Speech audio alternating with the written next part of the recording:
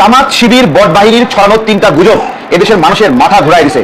আমরা একটা গুজব বিষয়ে জানি, একটা ট্রাক এবং একটা সিএনজি অ্যাক্সিডেন্ট করেছে, দুইজনে অ্যাক্সিডেন্টের পরে হাতাহাতি করছে। এই ঘটনাকে চাঁদা না দেওয়ায় ট্রাক চালককে মারধর করছে, এই নামে গুজব ছড়ালো জামাত শিবির।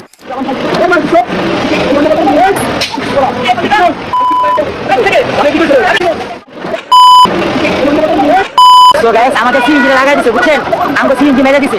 আমরা দেখি এই গুজবে সিএনজিওয়ালা 20 টাকার ভাড়া 40 টাকা দাবি করেছে। প্রতিবাদ করেছে যাত্রীকে নামিয়ে দিয়েছে সিএনজিওয়ালা। যাত্রী রাগান্বিত হয়ে 40 টাকা কেন ভাড়া নেবে সেজন্য সিএনজিতে আঘাত করেছে লাঠি দিয়ে। এই ঘটনাকেও জামাত শিবির। ডাক্তারবাড়িতে লেগুনাতে যাত্রী ওঠানো নিয়ে লেগুনা চালকদের দুই পক্ষের মারামারি, কে আগে যাত্রী উঠাবে, এই ঘটনায় নিহত হয়েছে একজন। এই ঘটনাকেও বিএনপির চাঁদাবাজির কারণে পিটিয়ে হত্যা করা হয়েছে, এইভাবে গুজব ছড়ালো। সরকার গঠিত হয়েছে, এখনো সংসদে একটা অধিবেশনও বসেনি। এর মধ্যে চমৎকার কিছু উদ্যোগ জামাত শিবিরের মাথা ঘুরে গেছে, গুজব দিয়ে সেগুলো নষ্ট করতে যাচ্ছে। বিডিআর নতুন নামে ফিরে এসেছে, আকাশে ভারতের বিমানকে নিষিদ্ধ করা হয়েছে, কেন ট্যাক্স দেয় না, মেয়াদ ট্যাক্স দিচ্ছে না। এরপরে নদী খননের উদ্যোগ নেওয়া হয়েছে, জামাত শিবিরের মাথা ঘুরছে শুধু।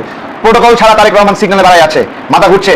সারা দেশে বিএনপির এমপিরা চাঁদাবাজের বিরুদ্ধে ব্যবস্থা নিচ্ছে, পুলিশ চাঁদাবাজকে ধরে মাইকিং করছে এবং বিএনপির এমপিরা চাঁদাবাজকে ধরে জেলখানায় দিচ্ছে।